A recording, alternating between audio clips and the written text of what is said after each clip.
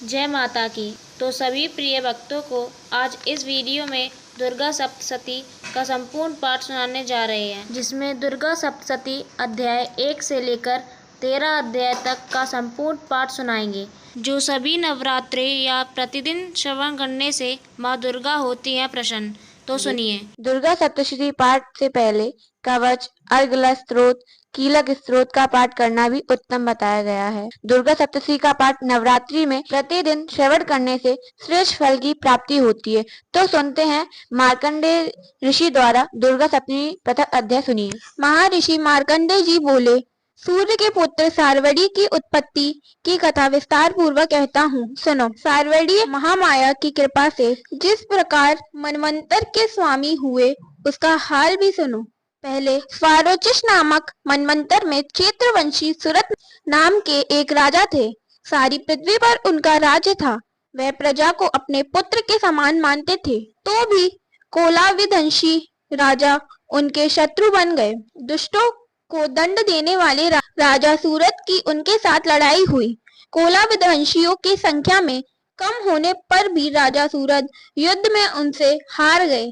तब वे अपने नगर में आ गए।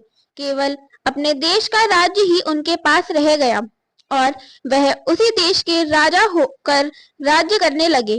किंतु उनके शत्रुओं ने उन पर वहां भी आक्रमण किया। राजा को बलहीन देखकर उसके दुष्ट मंत्रियों ने राजा की सेना और खजाना अपने अधिकार में कर लिया। राजा सूरत अपने राज्याधिकार को हार कर शिकार खेलने के बहाने घोड़े पर सवार होकर वहां से एक भयंकर वन की ओर चले गए। उस वन में उन्होंने महर्षि मेघा का आश्रम देखा। वहां मेघा महर्षि अपने शिष्यों तथा मुनियों से सुशोभित बैठे हुए थे और वहां कितने ही हिंसक जीव परम शांति भाव से रहते थे। राजा सूरत ने महर्षि मेघा को प्रणाम किया और महर्षि ने भी उनका उचित सत्कार किया। राजा सूरत महर्षि के आश्रम में कुछ समय तक ठहरे।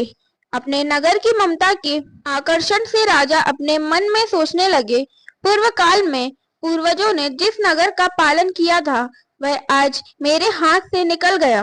मेरे दुष्ट एवं दुरात्मा मंत्री मेरे नगर की अब धर्म से रक्षा कर रहे होंगे या नहीं। मेरा प्रधान हाथी, जो कि सदा मद की वर्षा करने वाला और शूरवीर था, मेरे बहरियों के वश में होकर ना जाने क्या दुख भोग रहा होगा। मेरे अज्ञानकारी नौकर, जो मेरी कृपा से धन और भोजन पाने से सदैव सुखी रहते थे और मेरे पीछे पीछे चलते थे, अब निश्चय ही दुष्ट राजाओं का अनुसरण करते होंगे तथा मेरे दुष्ट एवं दुरात्मा मंत्रियों द्वारा व्यर्थ ही धन को व्यय करने से संचित किया हुआ मेरा खजाना एक दिन अवश्य खाली हो जाएगा। इस प्रकार की बहुत सी बातें सोचता हुआ राजा निरंतर दुखी रहने लगा। एक दिन राजा सूरत ने महर्षि मेघा के आश्रम के निकट एक वैश्य को देखा। राजा ने उससे पूछा, भाई तुम कौन हो? यहाँ तुम्हारे आने का क्या कारण है और तुम मुझे शोकग्रस्त अनमने से दिखाई देते हो, इसका क्या कारण है? राजा के यह नम्र वचन सुन वैश्य ने महाराज सूरत को प्रणाम करके कहा। वैश्य बोला, राजन, मेरा नाम समाधि है। मैं धनियों के कुल में उत्पन्न एक वैश्य हूँ। मेरे दुष्ट स्त्री पुत्रादि ने लोभ से मेरा सब धन छीन लिया है और मुझे घर से निकाल दिया है। मैं इस तरह से दुखी होकर इस वन में चला आया हूँ और यहाँ रहता हुआ मैं इस बात को भी नहीं जानता कि अब घर में इस समय सब कुशल हैं या नहीं। यहाँ मैं अपने परिवार का आचरण संबंधी कोई समाचार भी नहीं पा सकता कि वह घर में इस समय कुशल पूर्वक है या नहीं।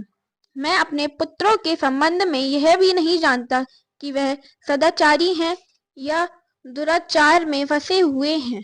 राजा बोले, जिस धन के लोभी स्त्री पुत्रों ने तुम्हें घर से निकाल दिया है, फिर भी तुम्हारा चित्त उनसे क्यों प्रेम करता है? वैश्य ने कहा, मेरे विषय में आपका ऐसा कहना ठीक है, किंतु मेरा मन इतना कठोर नहीं है। यद्यपि उन्होंने धन के लोभ में पड़कर पितृ स्नेह को त्याग कर मुझे घर से निकाल दिया है, तो भी मेरे मन में उनके लिए कठोरता नहीं आती।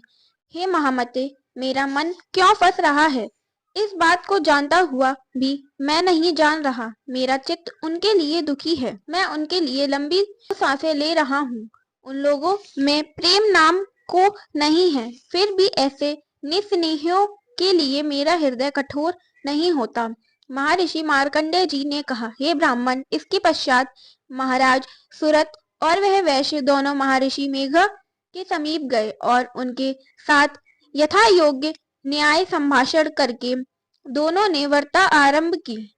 राजा बोले, हे भगवान, मैं आपसे एक बात पूछना चाहता हूँ, सो आप कृपा करके मुझे बतलाइए।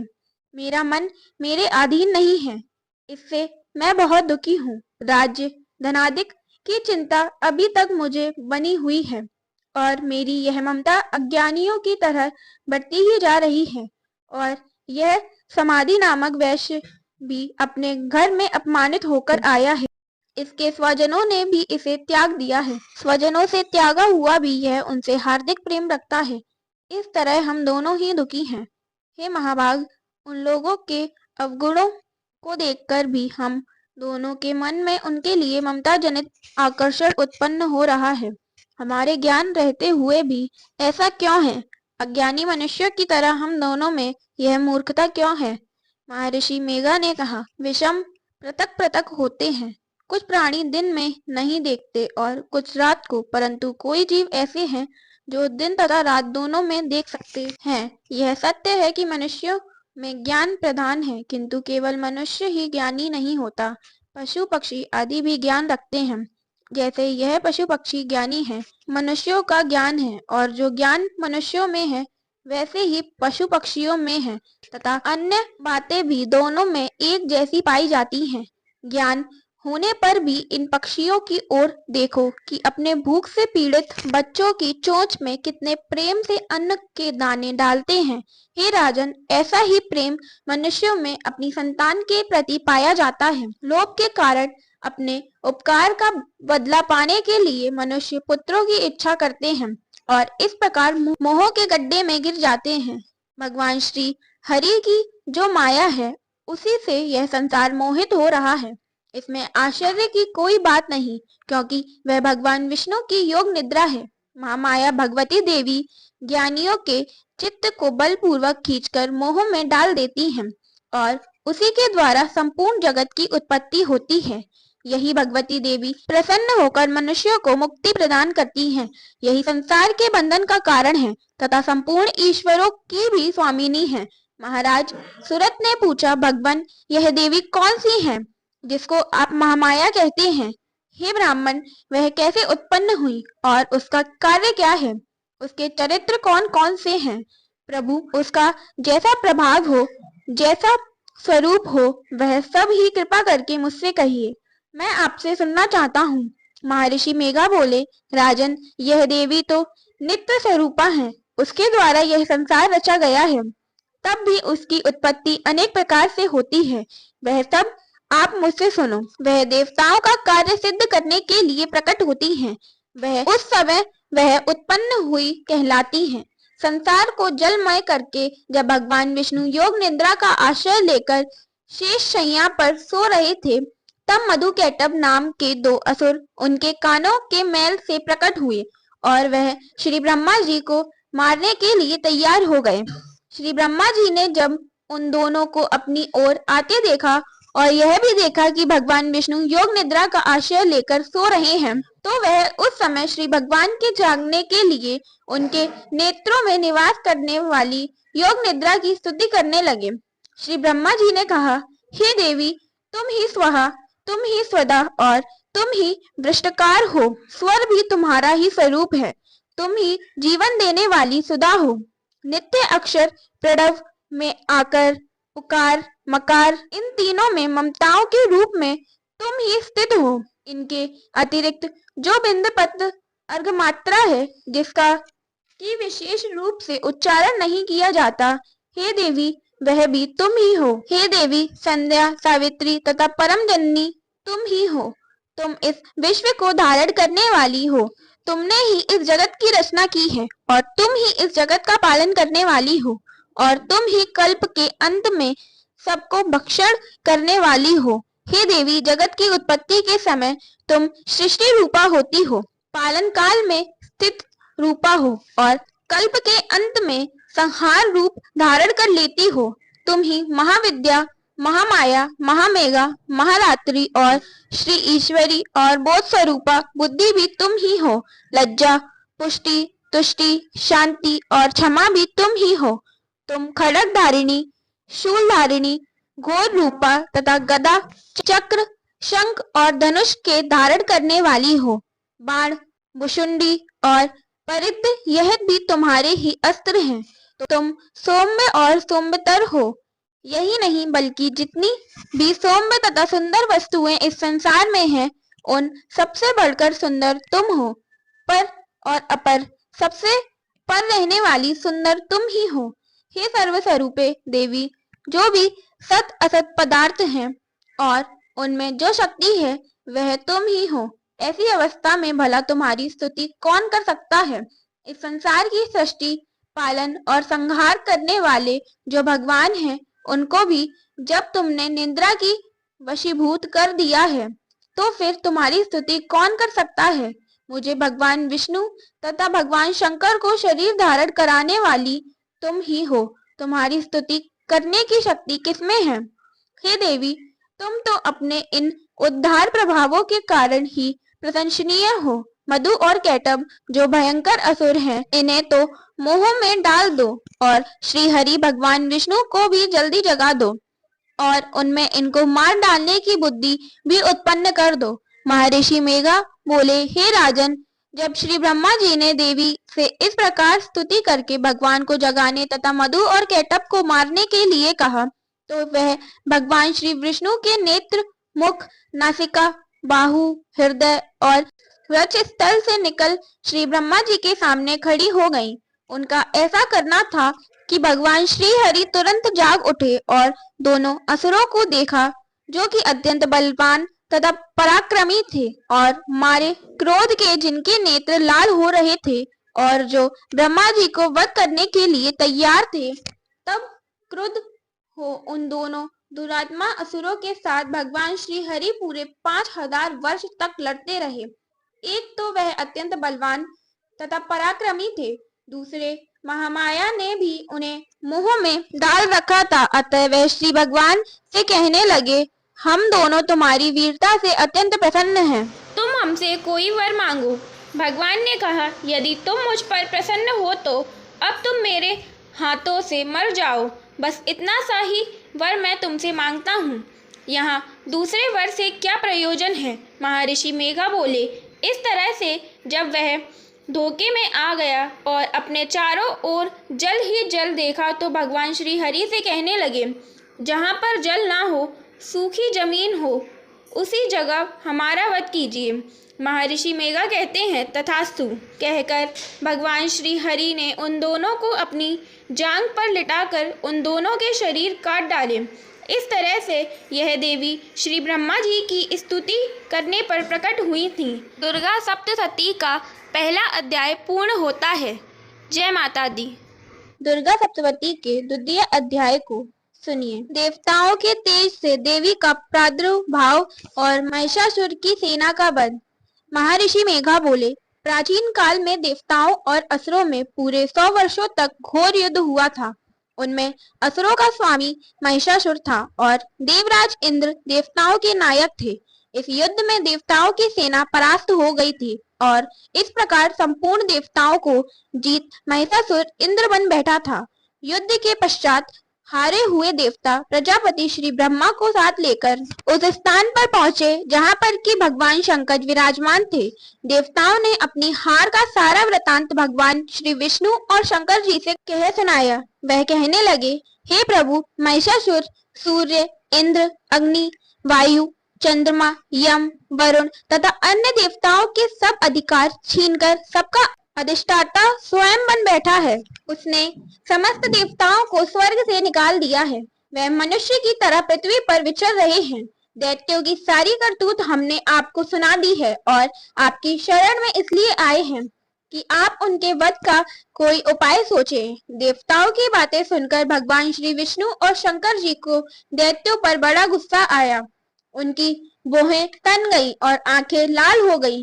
गुस्से में भरे हुए भगवान विष्णु के मुख से बड़ा भारी तेज निकला और उसी प्रकार का तेज भगवान शंकर, ब्रह्मा और इंद्र आदि दूसरे देवताओं के मुख से प्रकट हुआ। फिर वह सारा तेज एक में ही मिल गया और तेज का पुंज वहां ऐसे दिखता था जैसे कि ज्वालामय पर्वत हो। देवताओं ने देखा कि उस पर्वत की ज्वाला चारों ओर फैली हुई थी और देवताओं के शरीर से प्रकट हुए तेज की किसी अन्य तेज से तुलना नहीं हो सकती थी। एक स्थान पर इकट्ठा होने पर वह तेज एक देवी के रूप, वह भगवान शंकर का तेज था। उससे देवी का मुख प्रकट हुआ। यमराज के तेज से उसके सिर के बाल बने, भगवान विष्णु के तेज से उसकी भुजाएं बनी, चंद्रमा के तेज से दोनों स्तन और इंद्र के तेज से जांघा और पिंडली तथा पृथ्वी के तेज से नितंब भाग बना, ब्रह्मा के तेज से दोनों चरण और सूर्य के तेज से उनकी उंगलियां पैदा हुई और वसुओं के तेज से हाथों की उंगलियां एवं कुबेर के तेज से नासिका बनी, प्रजापति के तेज से उसके दांत और अग्नि के तेज से उसके नेत्र बने, संध्या के तेज से उसकी भौहें और वायु के तेज से उसके कान प्रकट हुए थे। इस प्रकार उस देवी का प्रादुर्भाव हुआ था। महिषासुर से पराजित देवता उस देवी को देखकर अत्यंत प्रसन्न हुए। भगवान शंकर ने अपने त्रिशूल से एक त्रिशूल निकालकर उस देवी को दिया और भगवान विष्णु ने अपने चक्र में से एक चक्र निकालकर उस देवी को दिया। वरुण ने अपने चक्र में से एक चक्र निकालकर उस देवी को दिया। वरुण ने देवी को शंख भेंट किया। अग्नि ने इसे शक्ति दी। वायु ने उसे धनुष और बाण दिए। सहस्त्र नेत्रों वाले श्री देवराज इंद्र ने उसे अपने वज्र से उत्पन्न करके वज्रा दिया और ऐरावत हाथी का एक घंटा उतार कर देवी को भेंट दिया। यमराज ने उसे काल दंड में ले एक दंड दिया। वरुण ने उसे पाश दिया। प्रजापति ने स्फटिक की माला दी और ब्रह्मा जी ने उसे कमंडलू दिया।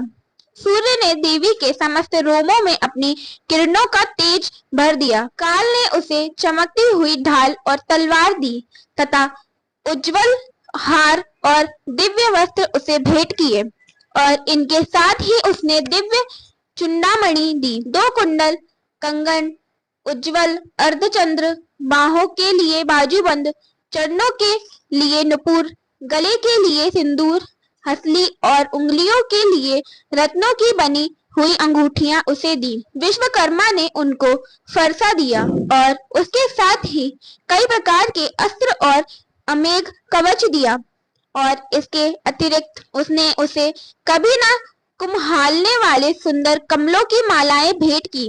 समुद्र ने सुंदर कमल का फूल भेंट किया। हिमालय ने सवारी के लिए सिंह और तरह तरह के रत्न देवी को भेंट किए। यमराज कुबेर ने मधु से भरा हुआ पात्र और शेषनाग ने उन्हें बहुमूल्य मणियों से विभूषित नागहार भेंट किया। इसी तरह दूसरे देवताओं ने भी उसे आभूषण और अस्त्र देकर उसका सम्मान किया। इसके पश्चात देवी ने उच्च स्वर से गर्जना की। उसके इस भयंकर नाद से आकाश गूंज उठा। देवी का वह उच्च स्वर से किया हुआ सिंहनाद समा न सका। आकाश उनके सामने छोटा प्रतीत होने लगा। उससे बड़े जोर की प्रतिध्वनि हुई जिससे समस्त विश्व में हलचल मच गई और समुद्र कांप उठे, पृथ्वी डोलने लगी और सब पर्वत हिलने लगे। देवताओं ने उस समय प्रसन्न हो सिंहमाहिनी देवी से कहा, देवी तुम्हारी जय हो। इसके साथ महर्षियों ने भक्ति भाव से विनम्र होकर उनकी स्तुति की। संपूर्ण त्रिलोकी को शोक मगन देखकर दैत्यगण अपनी सेनाओं को साथ लेकर और हथियार आदि सजाकर उठ खड़े हुए। महिषासुर के क्रोध की कोई सीमा नहीं थी। उसने क्रोध में भरकर कहा, यह सब क्या उत्पात है। फिर वह अपनी सेना के साथ उस ओर दौड़ा जिस ओर से भयंकर नाद का शब्द सुनाई दिया था और आगे पहुंचकर उसने देवी को देखा जो कि अपनी प्रभा से तीनों लोकों को प्रकाशित कर रही थी। उसके चरणों के भार से पृथ्वी दबी जा रही थी।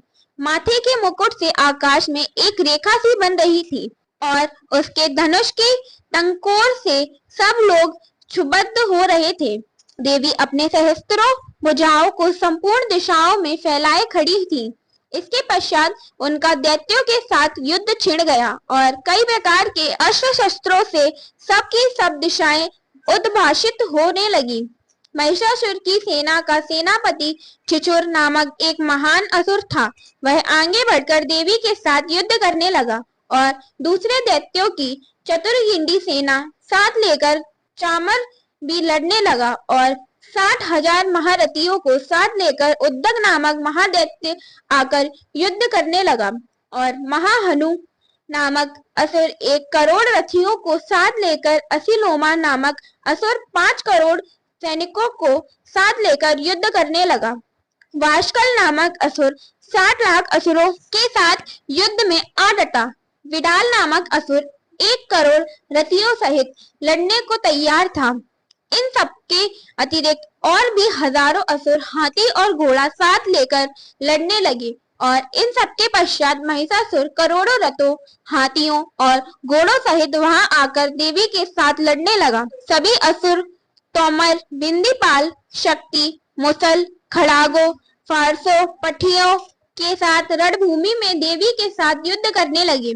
कई शक्तियां फेंकने लगे और कोई अन्य शस्त्र आदि। इसके पश्चात सबके सब दैत्य अपनी तलवार हाथों में लेकर देवी की ओर दौड़े और उसे मार डालने को उद्योग करने लगे, मगर देवी ने क्रोध में भरकर खेल ही खेल में उनके सब अस्त्रों शस्त्रों को काट दिया। इसके पश्चात ऋषियों और देवताओं ने देवी की स्तुति आरंभ कर दी। वह और प्रसन्न होकर असुरों के शरीर पर अस्त्र शस्त्र की वर्षा करती रही। देवी का वाहन भी क्रोध में भरकर दैत्य सेना से इस प्रकार विचरने लगा जैसे कि वन में दावानल फैल रहा हो। युद्ध करती हुई देवी ने क्रोध में भर जितने श्वासों को छोड़ा वह तुरंत ही सैकड़ों हजारों गढ़ों के रूप में परिवर्तित हो गए। फरसे, बिंदीपाल, खड़ग तथा पटिशट इत्यादि अस्त्रों के साथ दैत्यों से युद्ध करने लगे। देवी की शक्ति से बड़े हुए वह गढ़ दैत्यों का नाश करते हुए ढोल, शंख और मृदंग आदि बजा रहे थे। तदनंतर देवी ने त्रिशूल, गदा, शक्ति, खड़ग इत्यादि से सहस्त्रों असुरों को मार डाला। कितनों को घंटे की भयानक आवाज से ही यमलोक पहुंचा दिया। कितने ही असुरों को उसने पास में बांधकर पृथ्वी पर घसीटा। कितनों को अपनी तलवार से टुकड़े टुकड़े कर दिए और कितनों को गदा की चोट से धरती पर सुला दिया। कई दैत्य मुसल की मार से घायल हो रक्त बमन करने लगे और कई शूल से छाती फट जाने के कारण पृथ्वी पर लेट गए और कितनों की बाण वर्षा से कमर टूट गई। देवताओं को पीड़ा देने वाले दैत्य कट कट कर मरने लगे। कितनों की बाहें अलग हो गई और कितनों की ग्रीवाएं कट गई। कितनों के सिर कट कर दूर भूमि पर लुढ़क गए। कितनों के शरीर बीच में से कट गए और कितनों की जांघें कट गईं और वह पृथ्वी पर गिर पड़े। कितने ही सिरों व पैरों के कटने पर भी भूमि पर से उठ खड़े हुए और शस्त्र हाथ में लेकर देवी से लड़ने लगे और कई दैत्यगढ़ भूमि में बाजों की ध्वनि के साथ नाच रहे थे। कई असुर जिनके सिर कट चुके थे बिना सिर के धड़ से ही हाथ में अस्त्र लिए हुए लड़ रहे थे। दैत्य रह रहकर ठहरो ठहरो कहते हुए देवी को युद्ध के लिए ललकार रहे थे। जहां पर यह घोर संग्राम हुआ था वहां की भूमि रथ, हाथी, घोड़े और असुरों की लाश से भर गई थी और असुर सेना के बीच में रक्तपात होने के कारण रुधिर की नदियां बह रही थी और इस तरह देवी ने असुरों की विशाल सेना को क्षण भर में इस तरह से नष्ट कर डाला जैसे तृण कष्ट के बड़े समूह को अग्नि नष्ट कर डालती है। और देवी का सिंह भी गर्दन के बालों को हिलाते हुआ और बड़ा शब्द करता हुआ असुरों के शरीरों से मानो उनके प्राणों को ढूंढ रहा हो। वहां देवी के गढ़ों ने जब दैत्यों के साथ युद्ध किया तो देवताओं ने प्रसन्न होकर आकाश से उन पर पुष्प की वर्षा की। दुर्गा सप्तशती का द्वितीय पाठ पूर्ण हुआ। अब दुर्गा सप्तशती का तृतीय अध्याय प्रारंभ करते हैं। तो सुनिए दुर्गा सप्तशती का तृतीय अध्याय। सेनापतियों सहित महिषासुर का वध। महर्षि मेघा ने कहा, महिषासुर की सेना नष्ट होती देखकर उस सेना का बड़ा सेनापति छिचुर क्रोध में भर देवी के साथ युद्ध करने के लिए आगे बढ़ा। वह देवी पर इस प्रकार बाणों की वर्षा करने लगा मानो सुमेरु पर्वत पानी की धार बरसा रहा हो। इस प्रकार देवी ने अपने बाणों से उसके बाणों को काट डाला तथा उसके घोड़ों व सारथी को मार दिया। साथ ही उसके धनुष और उसकी अत्यंत ऊंची ध्वजा को भी काटकर नीचे गिरा दिया। उसका धनुष कट जाने के पश्चात उसके शरीर के अंगों को भी अपने बाणों से बींध दिया। धनुष, घोड़ों और सारथी के नष्ट हो जाने पर वह असुर ढाल और तलवार लेकर देवी की तरफ आया। उसने अपनी तीक्ष्ण धार वाली तलवार से देवी के सिंह के मस्तक पर प्रहार किया और बड़े वेग से देवी की बाईं भुजाओं पर वार किया, किंतु देवी की बाईं भुजा को छूते ही उस दैत्य की तलवार टूटकर दो टुकड़ों में हो गई। इससे दैत्य ने क्रोध में भरकर शूल हाथ में लिया और उसे भद्रकाली देवी की ओर फेंका। देवी की ओर आता हुआ वह शूल आकाश में गिरते हुए सूर्य के समान प्रज्वलित हो उठा। उस शूल को अपनी ओर आते हुए देखकर देवी ने भी शूल छोड़ा और महाअसुर के शूल के 100 टुकड़े कर दिए और साथ ही महाअसुर के प्राण भी हर लिए। छिछुर के मरने पर देवताओं को दुख देने वाला चामर नामक दैत्य हाथी पर सवार होकर देवी से लड़ने के लिए आया और उसने आने के साथ ही शक्ति से प्रहार किया, किंतु देवी ने अपनी हुक्कार से ही उसे तोड़कर पृथ्वी पर डाल दिया। शक्ति को टूटा हुआ देखकर दैत्य ने क्रोध से लाल होकर शूल को चलाया, किंतु देवी ने उसको भी काट दिया। इतने में ही देवी का सिंह उछलकर हाथी के मस्तक पर सवार हो गया और दैत्य के साथ बहुत ही तीव्र युद्ध करने लगा। फिर वह दोनों लड़ते हुए हाथी पर से पृथ्वी पर आ गिरे और दोनों बड़े क्रोध से लड़ने लगे। फिर सिंह बड़े जोर से आकाश की ओर उछला और जब पृथ्वी की ओर आया तो अपने पंजे से चामर का सिर धड़ से अलग कर दिया। क्रोध से भरी हुई देवी ने शिला और वृक्ष आदि की चोटों से उद्दग को भी मार दिया। कराल को दांतों, मुक्कों और थप्पड़ों से चूर्ण कर डाला। क्रुद्ध हुई देवी ने गदा के प्रहार से उद्दत दैत्य को मार गिराया। बिंदीपाल से बाष्पकल को बाणों से ताम्र तथा अंधक को मौत के घाट उतार दिया। तीनों नेत्रों वाली परमेश्वरी ने त्रिशूल से उग्रस्य, उग्रवीर और महाहनु नामक राक्षसों को मार गिराया। उसने अपनी तलवार से विडाल नामक दैत्य का सिर काट डाला तथा अपने बाणों से दिदुर और दुमुख राक्षसों को यमलोक को पहुंचा दिया। इस प्रकार जब महिषासुर ने देखा कि देवी ने मेरी सेना को नष्ट कर दिया है, तो वह भैंसे का रूप धारण कर देवी के गणों को दुख देने लगा। उन गणों में कितनों को उसने मुख के प्रहार से, कितनों को खुरों से, कितनों को पूंछ से, कितनों को सिंगों से, बहुतों को दौड़ने के वेग से, अनेकों को सिंहनाद से, कितनों को चक्कर देकर और कितनों को श्वास वायु के झोंके से पृथ्वी पर गिरा दिया। वह दैत्य इस प्रकार गणों की सेना को गिरा देवी के सिंह को मारने के लिए दौड़ा। इस पर देवी को बड़ा गुस्सा आया। उधर दैत्य भी क्रोध में भरकर धरती को खुरों से खोदने लगा तथा सिंगों से पर्वतों को उखाड़ उखाड़ कर धरती पर फेंकने लगा और मुख से शब्द करने लगा। महिषासुर के वेग से चक्कर देने के कारण पृथ्वी क्षुब्ध होकर फटने लगी। उसकी पूंछ से टकराकर समुद्र चारों ओर फैलने लगा। हिलते हुए सिंगों के आघात से मेघ खंड खंड हो गए और श्वास से आकाश में उड़ते हुए पर्वत फटने लगे। इस तरह क्रोध में भरे हुए राक्षस को देख चंडिका को भी क्रोध आ गया और वह उसके मारने के लिए क्रोध में भर गई। देवी ने पाश फेंक कर दैत्य को बांध लिया और उसने बन जाने पर दैत्य का रूप त्याग दिया और सिंह का रूप बना लिया। और ज्यों ही देवी उसका सिर काटने के लिए तैयार हुई कि उसने पुरुष का रूप बना लिया, जो कि हाथ में तलवार लिए हुए था। देवी ने तुरंत ही अपने बाणों के साथ उस पुरुष को उसकी तलवार ढाल सहित बींध डाला। इसके पश्चात वह हाथी के रूप में दिखाई देने लगा और अपनी लंबी सूंड से देवी के सिंह को खींचने लगा और गर्जने लगा। देवी ने अपनी तलवार से उसकी सूंड काट डाली। तब राक्षस ने एक बार फिर भैंसे का रूप धारण कर लिया और पहले की तरह चर अचर जीवों सहित समस्त त्रिलोकी को व्याकुल करने लगा। इसके पश्चात क्रोध में भरी हुई देवी बारंबार उत्तम मधु का पान करने लगी और लाल लाल नेत्र करके हंसने लगी। उधर बलवीर्य तथा मद से क्रुद्ध हुआ दैत्य भी गरजने लगा। अपने सिंगों से देवी पर पर्वतों को फेंकने लगा। देवी अपने बाणों से उसके फेंके हुए पर्वतों को चूर्ण करती हुई बोली, ओ मूढ़, जब तक मैं मधुपान कर रही हूँ तब तक तू गरज ले और इसके पश्चात मेरे हाथों तेरी मृत्यु हो जाने पर देवता गरजेंगे। महर्षि मेघा ने कहा। यो कहकर देवी उछल कर उस दैत्य पर जा चढ़ी और उसको अपने पैर से दबाकर शूल से उसके गले पर आघात किया। देवी के पैर से दबने पर भी दैत्य अपने दूसरे रूप से अपने मुख से बाहर होने लगा। अभी वह आधा ही बाहर निकला था कि देवी ने अपने प्रभाव से उसे रोक दिया। जब वह आधा निकला हुआ ही दैत्य युद्ध करने लगा तो देवी ने अपनी तलवार से उसका सिर काट दिया।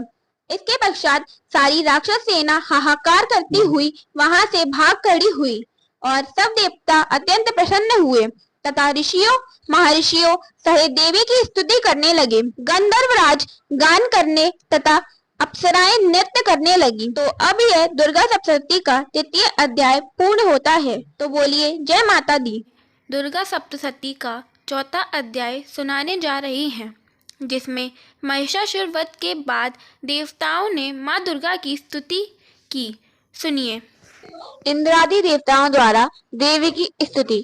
महर्षि मेधा बोले, देवी ने जब पराक्रमी दुरात्मा महिषासुर को मार गिराया और असुरों की सेना को मार दिया, तब इंद्रादि समस्त देवता अपने सिर तथा शरीर को झुकाकर भगवती की स्तुति करने लगे। जिस देवी ने अपनी शक्ति से यह जगत व्याप्त किया है और जो संपूर्ण देवताओं तथा महर्षियों की पूजनीय है, उस अंबिका को हम भक्ति पूर्वक नमस्कार करते हैं। वह हम सबका कल्याण करें। जिस अतुल प्रभाव और बल का वर्णन भगवान विष्णु, शंकर और ब्रह्मा जी भी नहीं कर सके, वही चंडिका देवी इस संपूर्ण जगत का पालन करें और अशुभ भय का नाश करें।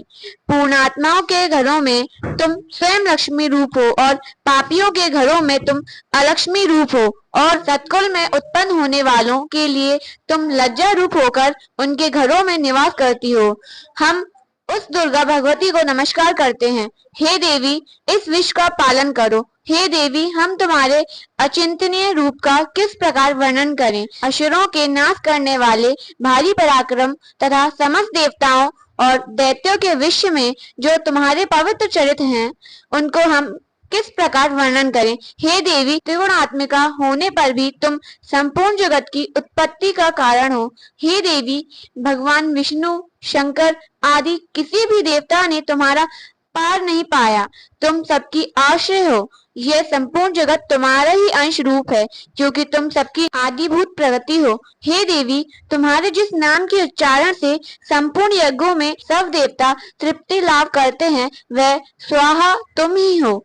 इसके अतिरिक्त तुम पितरों की तृप्ति का कारण हो, इसलिए सब आपको स्वधा कहते हैं। हे देवी, वह विद्या जो मोक्ष की देने वाली है, जो अचित्य महाज्ञान स्वरूपा है, तत्वों के सार को वश में करने वाले, संपूर्ण दोषों को दूर करने वाले, मोक्ष की इच्छा वाले मुनिजन जिसका अभ्यास करते हैं, वह तुम ही हो। तुम वाणी रूप हो और दोष रहित ऋग तथा यजुर्वेदों की एवं उद्गीत और सुंदर पदों के पाठ वाले सामवेद की आश्रय रूप हो। तुम भगवती हो। इस विश्व की उत्पत्ति एवं पालन के लिए तुम वार्ता के रूप में प्रकट हुई हो और तुम संपूर्ण संसार की पीड़ा हरने वाली हो। हे देवी, जिससे सारे शस्त्रों को जाना जाता है, वह मेधा शक्ति तुम ही हो और दुर्गम भवसागर से पार करने वाली नौका भी तुम ही हो। लक्ष्मी रूप से विष्णु भगवान के हृदय में निवास करने वाली और भगवान महादेव द्वारा सम्मानित गौरी देवी तुम ही हो। मंद मुस्कान वाले निर्मल पूर्ण चंद्र बिंब के समान और उत्तम सुवर्ण की मनोहर कांति से कमनीय तुम्हारे मुख को देखकर भी महिषासुर क्रोध में भर गया। यह बड़े आश्चर्य की बात है और हे देवी, तुम्हारा यही मुख जब क्रोध से भर गया तो उदय काल के चंद्रमा की भांति लाल हो गया और तनी हुई बाहों के कारण विकराल रूप हो गया। उसे देखकर भी महिषासुर के शीघ्र प्राण नहीं निकल गए। यह बड़े आश्चर्य की बात है। आपके कुपित मुख के दर्शन करके भला कौन जीवित रह सकता है। हे देवी, तुम हमारे कल्याण के लिए प्रसन्न हो। आपके प्रसन्न होने से इस जगत का अभ्युदय होता है और जब आप क्रोध हो जाती हैं तो कितने ही कुलों का सर्वनाश हो जाता है। यह हमने अभी अभी जाना है कि जब तुमने महिषासुर की बहुत बड़ी सेना को देखते देखते मार दिया है। हे देवी, अभ्युदय देने वाली तुम जिस पर प्रसन्न हो जाती हो वही देश में सम्मानित होते हैं। उनके धन यश की वृद्धि होती है, उनका धर्म कभी शिथिल नहीं होता है और उनके यहाँ अधिक पुत्र पुत्रियों और नौकर होते हैं। हे देवी, तुम्हारी कृपा से ही धर्मात्मा पुरुष प्रतिदिन श्रद्धा पूर्वक यज्ञ करता है और धर्मानुकूल आचरण करता है और उसके प्रभाव से स्वर्ग लोक में जाता है, क्योंकि तुम तीनों लोकों में मनवांछित फल देने वाली हो। हे माँ दुर्गे, तुम स्मरण करने पर संपूर्ण जीवों के भय नष्ट कर देती हो और स्थिर चित्र वालों के द्वारा चिंतन करने पर उन्हें और अत्यंत मंगल देती हो। हे दारिद्र्य दुख नाशिनी देवी, तुम्हारे सिवा दूसरा कौन है। तुम्हारा चित्त सदा दूसरों के अपमान में लगा रहता है। हे देवी, तुम शत्रुओं को इसलिए मारती हो कि उनके मारने से दूसरों को सुख मिलता है।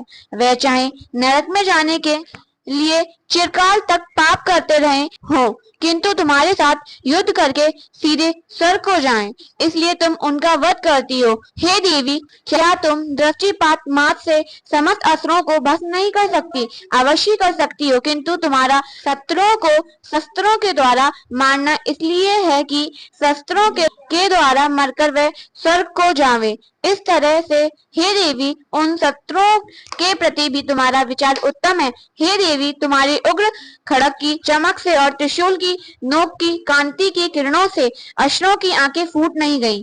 उसका कारण यह था कि वे किरणों से शोभायमान तुम्हारे चंद्रमा के समान आनंद प्रदान करने वाले सुंदर मुख को देख रहे थे। हे देवी, तुम्हारा शील बुरे वदानन को दूर करने वाला है और सबसे अधिक तुम्हारा रूप है, जो ना कभी चिंतन में आ सकता है और ना जिसकी दूसरों से कभी तुलना ही हो सकती है। तुम्हारा बल व पराक्रम शत्रुओं का नाश करने वाला है।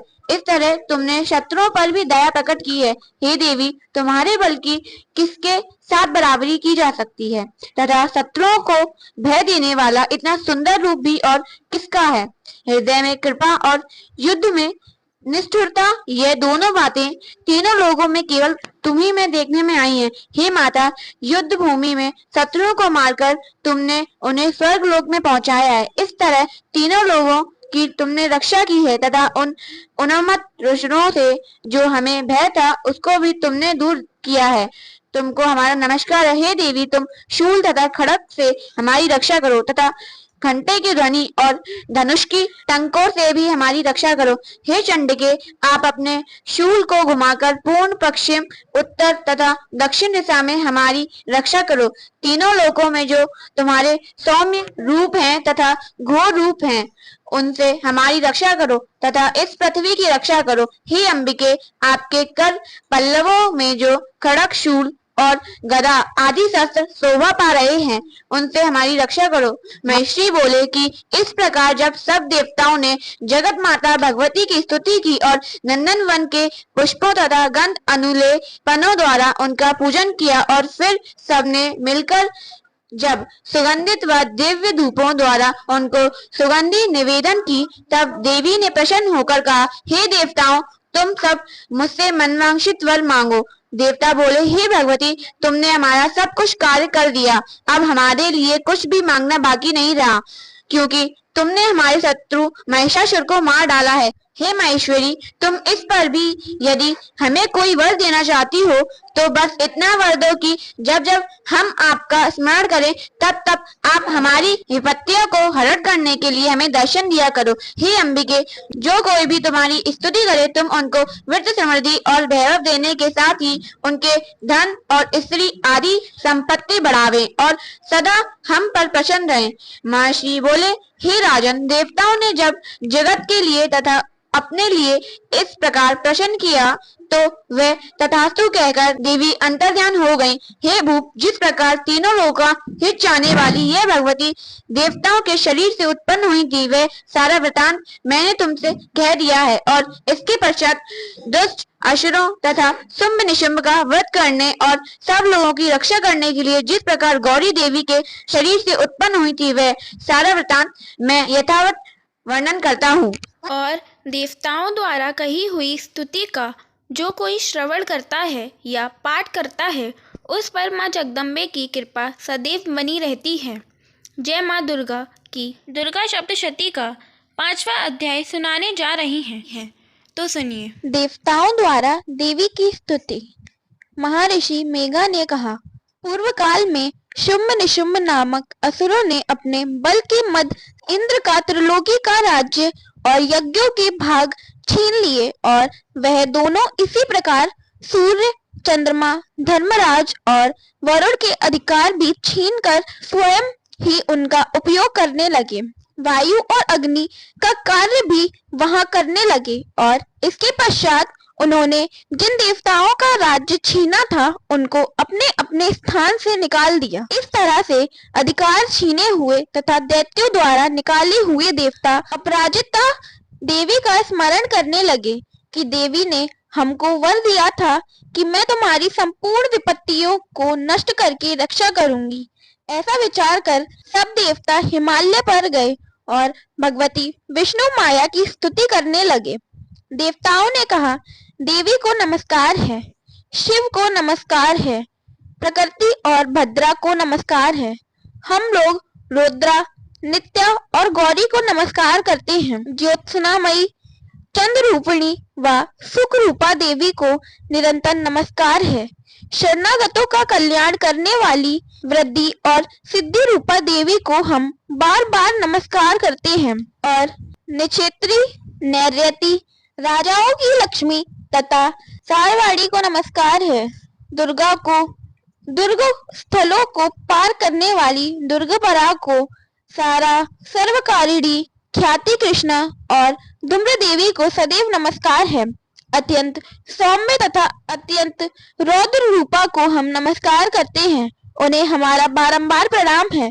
जगत की आधार भूत कृति देवी को बार बार नमस्कार करते हैं। जिस देवी को प्राणी मात्र विष्णु माया कहते हैं उसको नमस्कार है, उसको नमस्कार है, उसको नमस्कार है। जो देवी संपूर्ण प्राणियों में चेतना कहलाती है उसको नमस्कार है, उसको नमस्कार है, उसको नमस्कार है। जो देवी संपूर्ण प्राणियों में बुद्धि रूपा से स्थित है उसको नमस्कार है, उसको नमस्कार है, उसको नमस्कार है। जो देवी सब प्राणियों में निद्रा रूप से विराजमान है उसको नमस्कार है, उसको नमस्कार है, उसको नमस्कार है। जो देवी संपूर्ण प्राणियों में क्षुधा रूप से विराजमान है उसको नमस्कार है, उसको नमस्कार है, उसको नमस्कार है। जो देवी संपूर्ण प्राणियों में छाया रूप से स्थित है उसको नमस्कार है, उसको नमस्कार है, उसको नमस्कार है। जो देवी सब प्राणियों में शक्ति रूप से स्थित है उसको नमस्कार है, उसको नमस्कार है, उसको नमस्कार है। जो देवी संपूर्ण प्राणियों में तृष्णा रूप से स्थित है उसको नमस्कार है, उसको नमस्कार है, उसको नमस्कार है।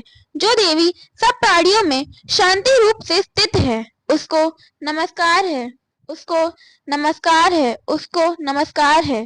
जो देवी सब प्राणियों में जाति रूप से स्थित है उसको नमस्कार है, उसको नमस्कार है, उसको नमस्कार है। जो देवी सब प्राणियों में लज्जा रूप से स्थित है उसको नमस्कार है, उसको नमस्कार है, उसको नमस्कार है। जो देवी सब प्राणियों में शांति रूप से स्थित है उसको नमस्कार है, उसको नमस्कार है, उसको नमस्कार है। जो देवी संपूर्ण प्राणियों में श्रद्धा रूप से स्थित है, उसको नमस्कार है, उसको नमस्कार है, उसको नमस्कार है। जो देवी संपूर्ण प्राणियों में कांति रूप से स्थित है, जो देवी सब प्राणियों में लक्ष्मी रूप से स्थित है, उसको नमस्कार है, उसको नमस्कार है, उसको नमस्कार है। जो देवी संपूर्ण प्राणियों में वृत्ति रूप से स्थित है, उसको नमस्कार है, उसको नमस्कार है, उसको नमस्कार है। जो देवी सब प्राणियों में समृद्धि रूप से विराजमान है, उसको नमस्कार है, उसको नमस्कार है, उसको नमस्कार है। जो देवी सब प्राणियों में दया रूप से स्थित है, उसको नमस्कार है, उसको नमस्कार है, उसको नमस्कार है। जो देवी प्राणियों में दृष्टि रूप से स्थित है, उसको नमस्कार है, उसको नमस्कार है, उसको नमस्कार है। जो देवी संपूर्ण प्राणियों में मातृ रूप से स्थित है, उसको नमस्कार है, उसको नमस्कार है, उसको नमस्कार है। जो देवी संपूर्ण प्राणियों में भ्रांति रूप से स्थित है, उसको नमस्कार है, उसको नमस्कार है, उसको नमस्कार है। जो देवी संपूर्ण प्राणियों में नित्य व्याप्त रहती है, उसको नमस्कार है। जो देवी चैतन्य रूप से इस संपूर्ण संसार को व्याप्त करके स्थित है, उसको नमस्कार है, उसको नमस्कार है, उसको नमस्कार है। पूर्व काल में देवताओं ने अपने अभिष्ट फल पाने के लिए जिसकी स्तुति की है और देवराज इंद्र ने बहुत दिनों तक जिसका सेवन किया है, वह कल्याण की साधना भूता ईश्वरी हमारा कल्याण और मंगल करे तथा सारी विपत्तियों को नष्ट कर डाले। असुरों के सताए हुए हम संपूर्ण देवता उस परमेश्वरी को इस समय नमस्कार करते हैं तथा जो भक्ति पूर्वक स्मरण किए जाने पर तुरंत ही सब विपत्तियों को नष्ट कर देती हैं, वह जगदम्बा इस समय भी हमारा मंगल करके हमारी समस्त विपत्तियों को दूर करे। महर्षि मेघा ने कहा है, हे राजन, इस प्रकार सब देवता स्तुति कर रहे थे तो उसी समय पार्वती देवी गंगा में स्नान करने के लिए आईं। तब उनके शरीर से प्रकट होकर शिवा देवी बोली, शुंभ दैत्य के द्वारा स्वर्ग से निकले हुए और निशुंभ से हारे हुए यह देवता मेरी ही स्तुति कर रहे हैं। पार्वती के शरीर से अंबिका निकली थी, इसलिए उसको संपूर्ण लोक में कौशिकी कहते हैं। कौशिकी के प्रकट होने के पश्चात पार्वती देवी के शरीर का रंग काला हो गया और वह हिमालय पर रहने वाली कालिका देवी के नाम से प्रसिद्ध हुई। फिर शुंभ और निशुंभ के दूत चंड मुंड वहां आए और उन्होंने परम मनोहर रूप वाली अंबिका देवी को देखा। फिर वह शुंभ के पास जाकर बोले, महाराज, एक अत्यंत सुंदर स्त्री हिमालय को प्रकाशित कर रही है। वैसा रंग रूप आज तक हमने किसी स्त्री में नहीं देखा। हे असुरेश्वर, आप यह पता लगाएं कि वह कौन है और उसको ग्रहण कर लें। वह स्त्री स्त्रियों में रत्न है। वह अपनी कांति से दसों दिशाओं को प्रकाशित करती हुई वहाँ स्थित है, इसलिए आपको उसका देखना उचित है। हे प्रभु, तीनों लोकों के हाथी, घोड़े और मणि इत्यादि जितने रत्न हैं, वह सब इस समय आपके घर में शोभायमान हैं। हाथियों में रत्न रूप ऐरावत हाथी और उच्चेश्वा नामक घोड़ा तो आप इंद्र से ले आए हैं। हंसों द्वारा जुता हुआ विमान जो कि ब्रह्मा जी के पास था, अब भी आपके पास है।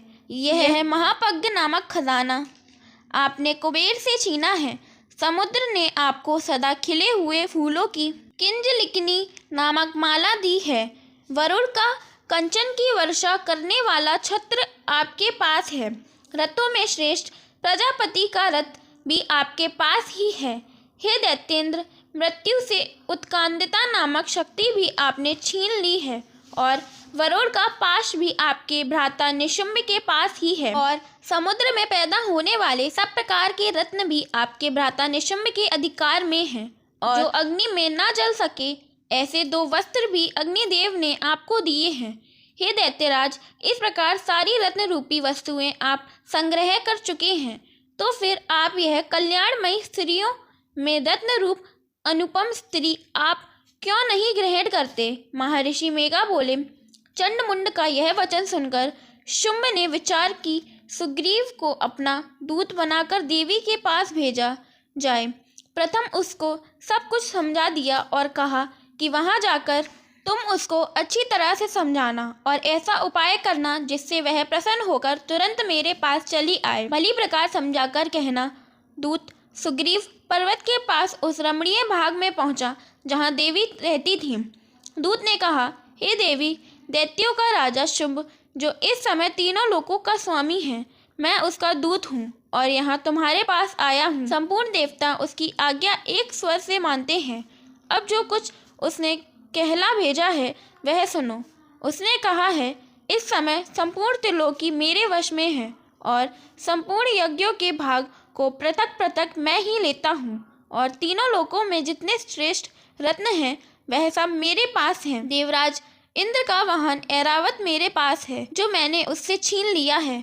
उच्चिष्टवा नामक घोड़ा जो क्षीर सागर मंथन करते समय प्रकट हुआ था उसे देवताओं ने मुझे समर्पित किया है। हे सुंदरी, इनके अतिरिक्त और भी जो रत्न भूषण पदार्थ देवताओं के पास थे वह सब मेरे पास हैं।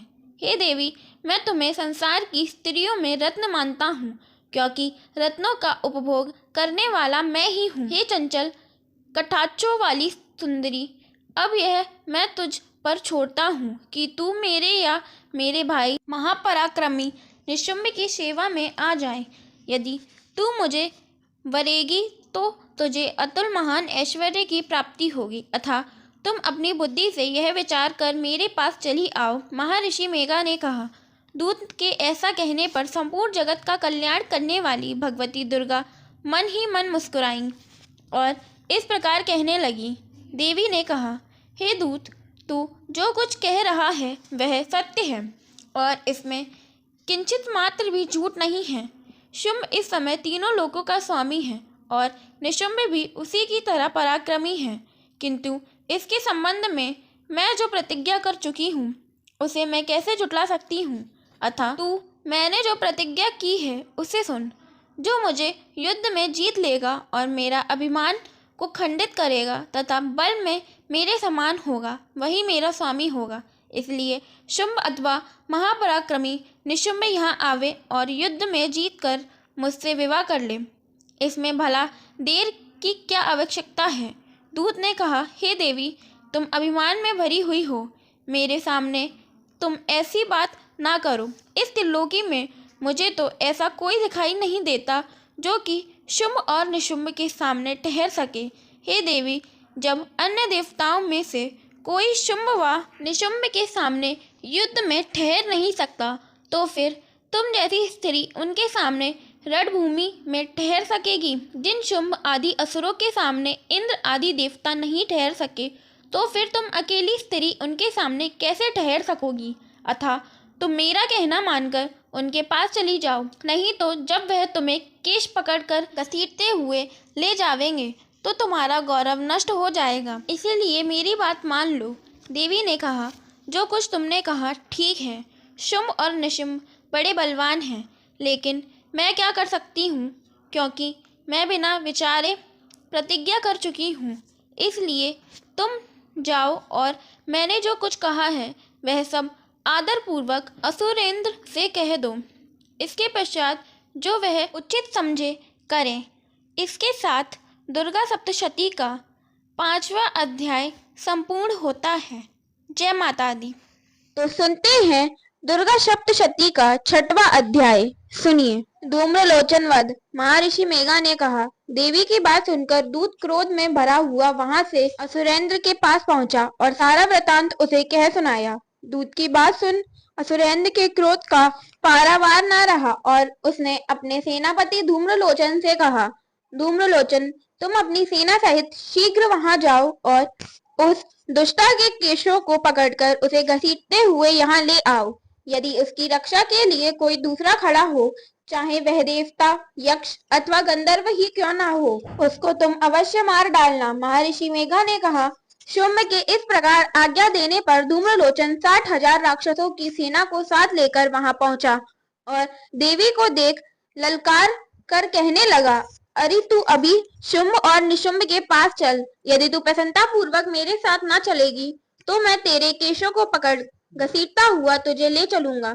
देवी बोली, असुरेंद्र का भेजा हुआ तेरे जैसा बलवान यदि बलपूर्वक मुझे ले जावेगा तो ऐसी दशा में मैं तुम्हारा कर ही क्या सकती हूँ।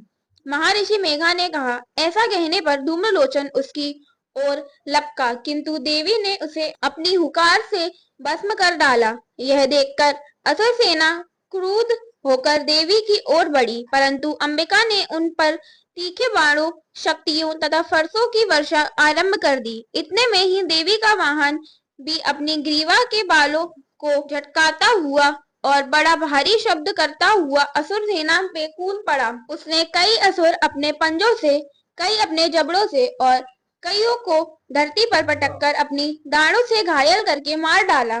उसने कई असुरों के अपने नखों से पेट फाड़ डाले और कई असुरों का तो केवल थप्पड़ मारकर सिर धड़ से अलग कर दिया। कई असुरों की भुजाएं और सिर तोड़ डाले और गर्दन के बालों को हिलाते हुए उसने कई असुरों को पकड़कर उनके पेट फाड़कर उनका रक्त पी डाला। इस प्रकार देवी के उस महाबलवान सिंह ने क्षण भर में असुर सेना को समाप्त कर दिया। शुंभ ने जब यह सुना कि देवी ने धूम्रलोचन असुर को मार डाला और उसके सिंह ने सारी सेना का संहार कर डाला, तब उसको बड़ा क्रोध आया। उसके मारे क्रोध के ओठ फड़कने लगे और उसने चंड तथा मुंड नामक महाअसुरों को आज्ञा दी, हे चंड, हे मुंड, तुम अपने साथ एक बड़ी सेना लेकर वहां जाओ और उस देवी के बाल पकड़कर उसे बांधकर तुरंत यहाँ ले आओ।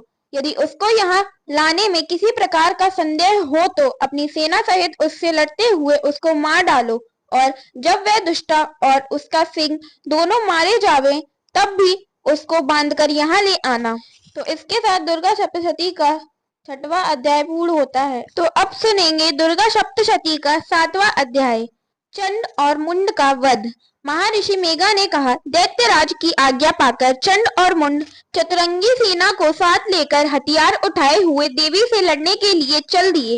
हिमालय पर्वत पर पहुंच कर उन्होंने मुस्कुराती हुई देवी को, जो सिंह पर बैठी हुई थी, देखा।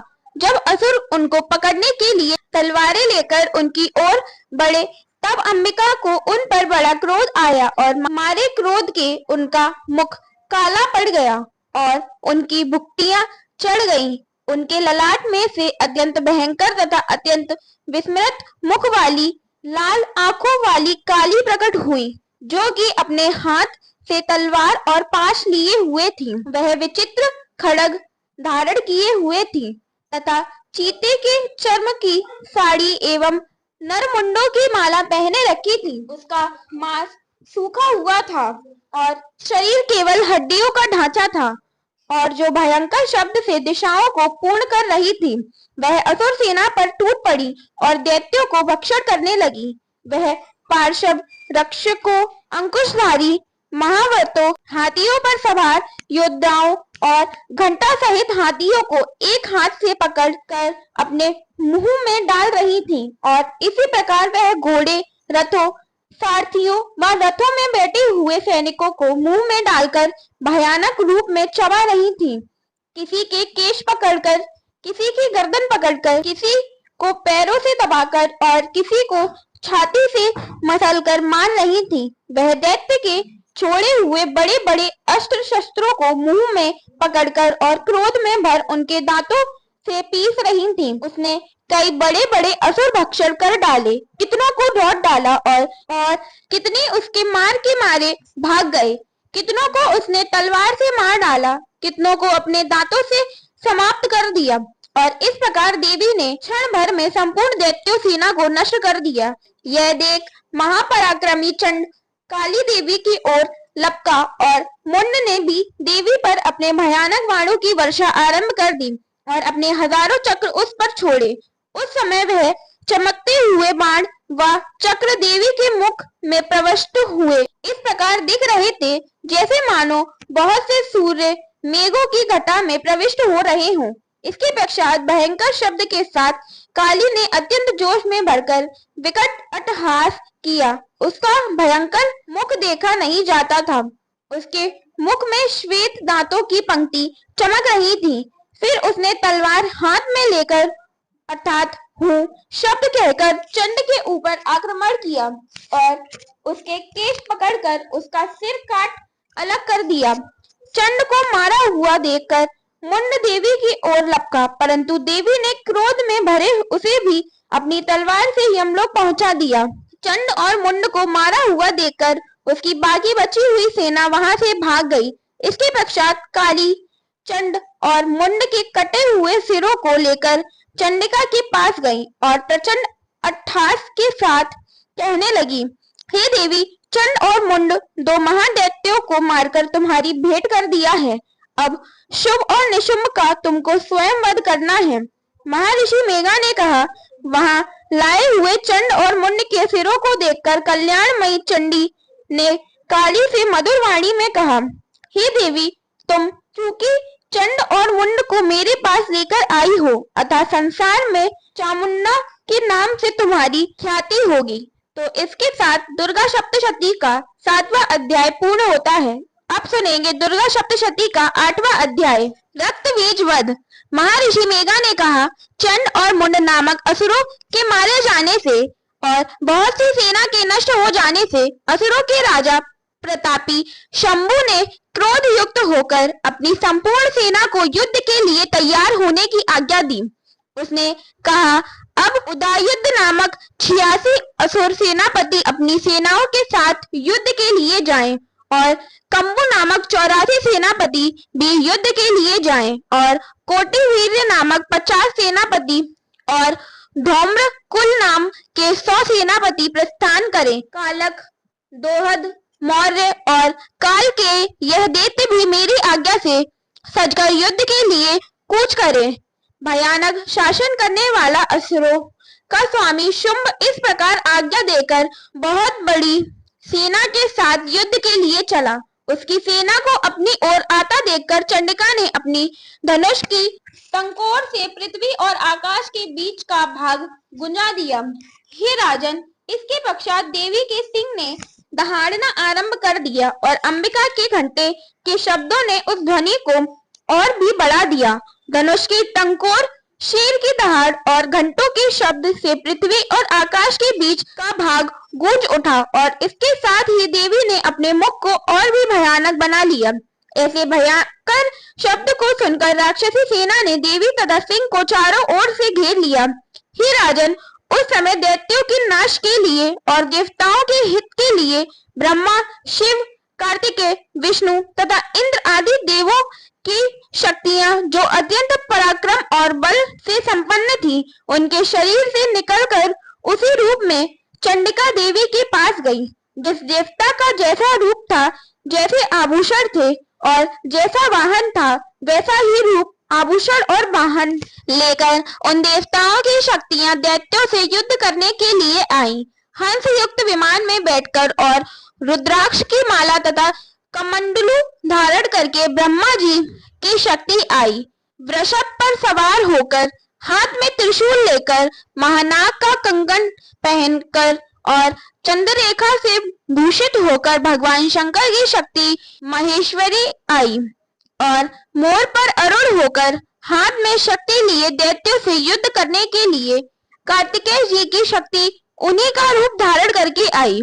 भगवान विष्णु की शक्ति गरुड़ पर सवार होकर शंख, चक्र, सारंग, गदा, धनुष तथा खंग हाथ में लिए हुए आई। श्री हरि की शक्ति बारह का शरीर धारण करके आई और नरसिंह के समान शरीर धारण करके उनकी शक्ति नरसिंगी भी आई। उसकी गर्दन के झटकों से आकाश के तारे टूट पड़े थे और इसी प्रकार देवराज इंद्र की शक्ति ऐन्द्री भी ऐरावत के ऊपर सवार होकर आई।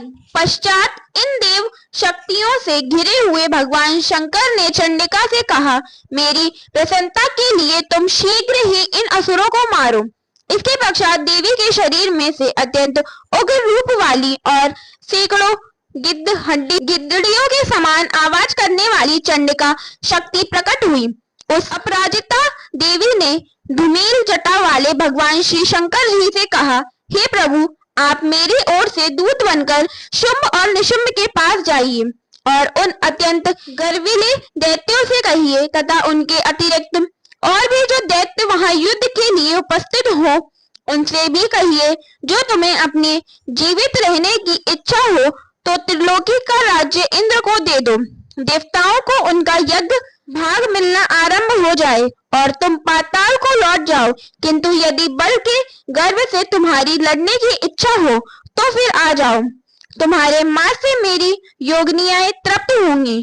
चूंकि उस देवी ने भगवान शंकर को दूत के कार्य में नियुक्त किया था, इसलिए वह संसार में शिवदूती के नाम से विख्यात हुई। भगवान शंकर से देवी का संदेश पाकर उन दैत्यों के क्रोध का कोई आर पार न रहा और वह जिस स्थान पर देवी विराजमान थी वहां पहुंचे और जाने के साथ ही उस पर बाणों और शक्तियों की वर्षा करने लगे। देवी ने उनके फेंके हुए बाणों, शक्तियों, त्रिशूल और फरसों को अपने बाणों से काट डाला और काली देवी उस देवी के साथ आगे खड़ी होकर शत्रुओं को त्रिशूल से विदीर्ण करने लगी और खटवांग से कुचलने लगी। ब्राह्मणी जिस तरफ दौड़ती थी उसी तरफ अपने कमंडल का जल छिड़क कर दैत्यों की वीर्य व बल को नष्ट कर देती थी और इसी प्रकार महेश्वरी त्रिशूल से, वैष्णवी चक्र से और अत्यंत कोप वाली कुमारी शक्ति द्वारा असुरों को मार रही थी और ऐन्द्री के बाजू के प्रहार से सैकड़ों दैत्य रक्त की नदियां बहाते हुए पृथ्वी पर सो गए।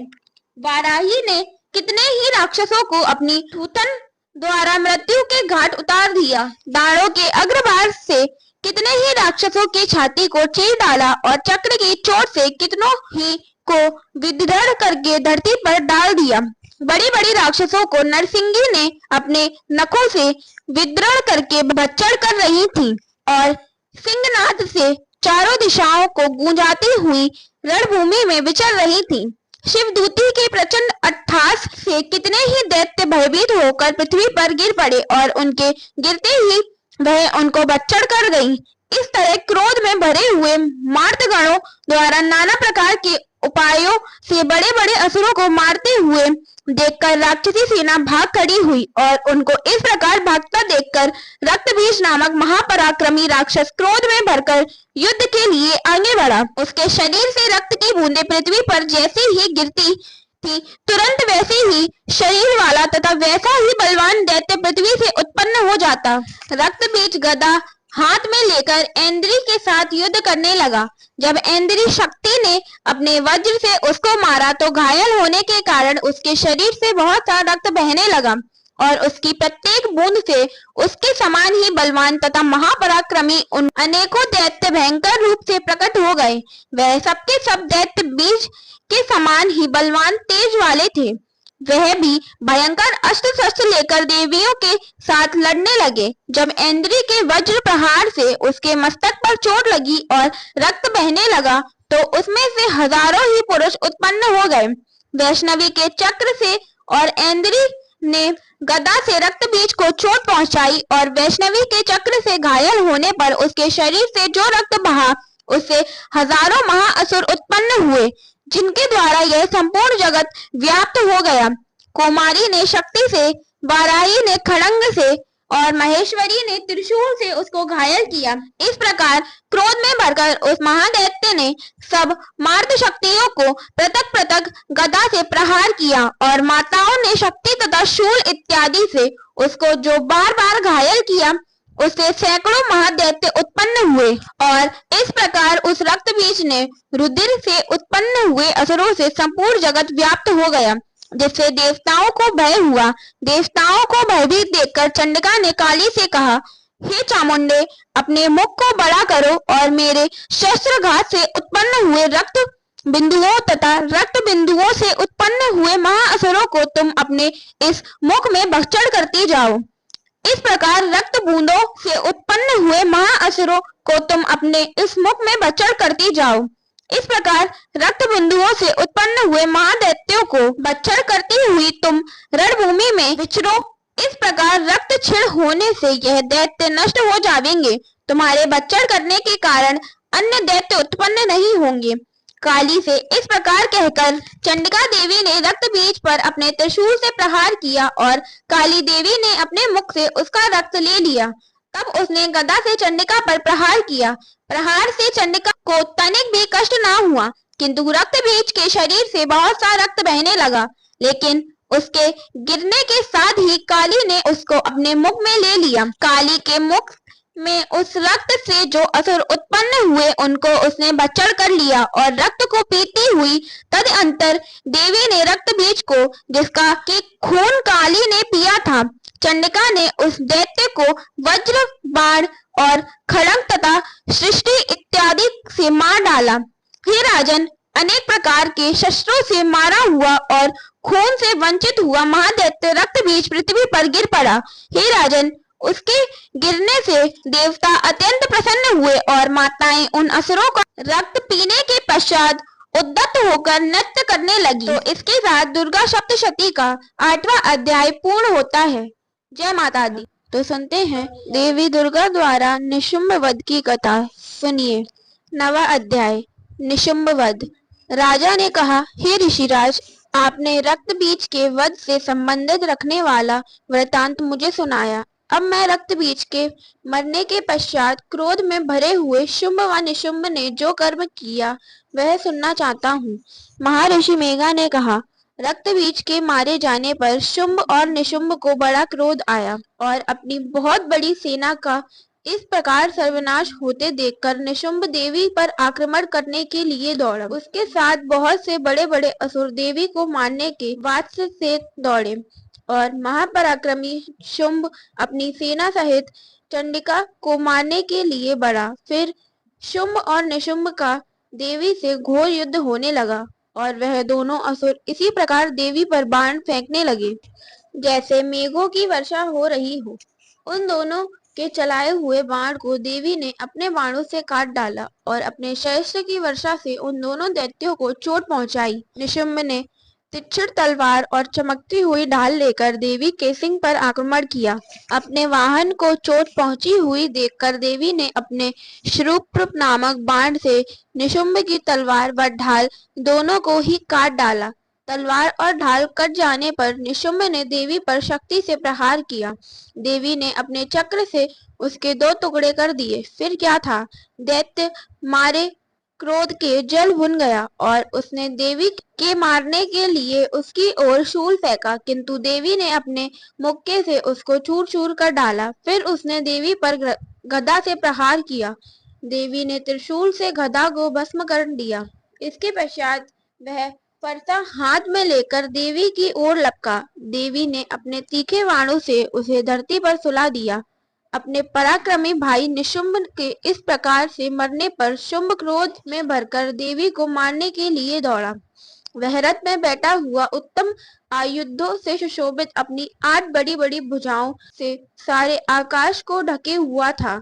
निशुंभ को आते हुए देखकर देवी ने अपना शंख बजाया और धनुष की टंकोर का भी अत्यंत दुस्साह शब्द किया। साथ ही अपने घंटे से शब्द से, जो कि संपूर्ण दैत्य सेना के तेज को नष्ट करने वाला था, संपूर्ण दिशाओं को व्याप्त कर दिया। इसके पश्चात देवी के सिंह ने भी अपनी दहाड़ से, जिसे सुन बड़े बड़े बलवानों को मद चूर चूर हो जाता था, आकाश, पृथ्वी और 10 दिशाओं को पूरित कर दिया। फिर आकाश में उछलकर काली ने अपने दांतों तथा हाथों को पृथ्वी पर पटका। उसके ऐसा करने से ऐसा शब्द हुआ जिससे कि उससे पहले के सारे शब्द शांत हो गए। इसके पश्चात शिवदूती ने असुरों के लिए भय उत्पन्न करने वाला अट्टहास किया, जिसे सुनकर सब दैत्य धर्र उठे और शुंभ को बड़ा क्रोध हुआ। फिर अंबिका ने उसे, अरे दुष्ट, खड़ा रहे कहा तो आकाश से सभी देवता जय हो बोल उठे।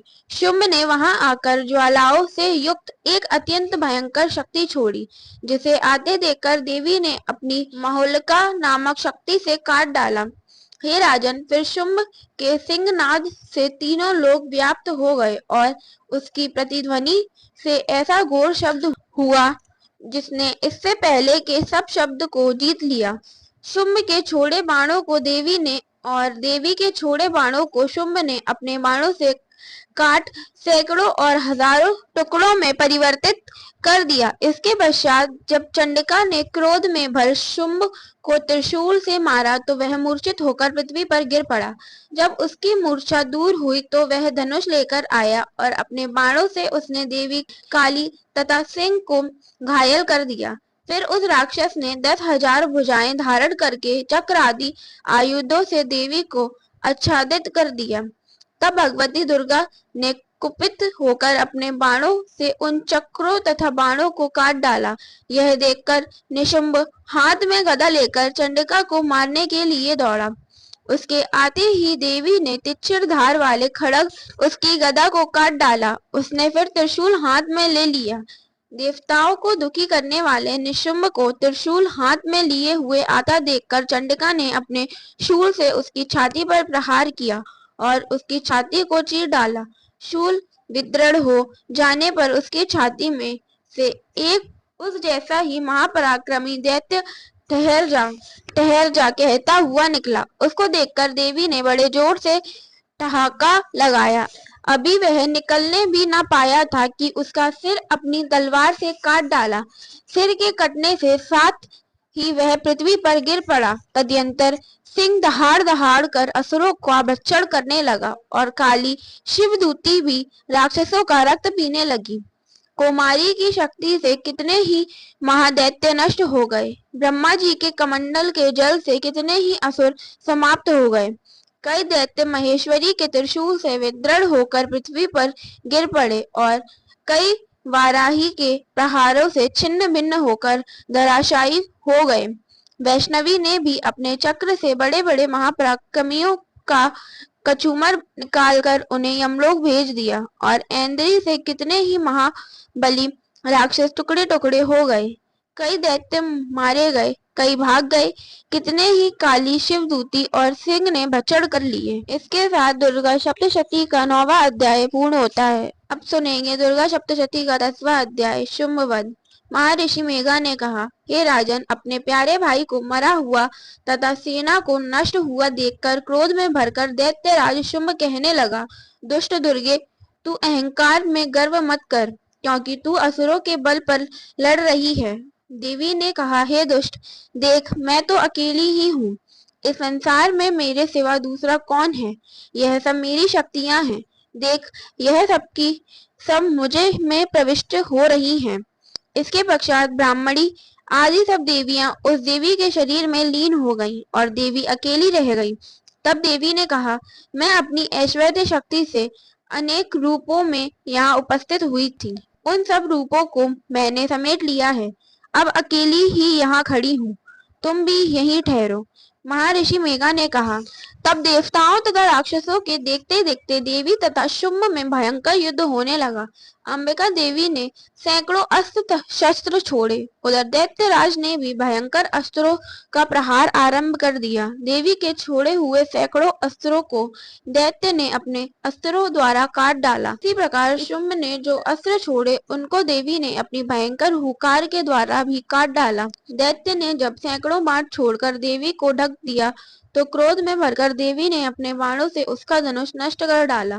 धनुष कट जाने पर दैत्येंद्र ने शक्ति चलाई, लेकिन देवी ने उसे भी काट कर फेंक दिया। फिर दैत्येंद्र चमकती हुई ढाल लेकर देवी की ओर दौड़ा, किंतु जब वह देवी के समीप पहुंचा तो देवी ने अपने तिच्छर बाणों से उसकी चमकने वाली ढाल को भी काट दिया। फिर दैत्येंद्र का घोड़ा मर गया, रथ टूट गया, सारथी मारा गया। तब वह भयंकर मुद्रगर लेकर देवी पर आक्रमण करने के लिए चला, किंतु देवी ने अपने तिच्छर बाणों से उसके मुद्रगर को भी काट दिया। इस पर दैत्य ने क्रोध में भरकर देवी की छाती में बड़ी जोर से एक मुक्का मारा। दैत्य ने जब देवी को मुक्का मारा तो देवी ने भी उसकी छाती में जोर से एक थप्पड़ मारा। थप्पड़ खाकर पहले तो दैत्य पृथ्वी पर गिर पड़ा, किंतु तुरंत ही वह उठ खड़ा हुआ। फिर वह देवी को पकड़कर आकाश की ओर उछला और वहां जाकर दोनों में युद्ध होने लगा। वह युद्ध ऋषियों व देवताओं को आश्चर्य में डालने वाला था। देवी आकाश में दैत्य के साथ बहुत देर तक युद्ध करती रही। फिर देवी ने उसे आकाश में घुमाकर पृथ्वी पर गिरा दिया। दुष्टात्मा दैत्य पुनः उठकर देवी को मारने के लिए दौड़ा। तब उसको अपनी ओर आता हुआ देखकर देवी ने उसकी छाती विदृढ़ करके उसको पृथ्वी पर पटक दिया।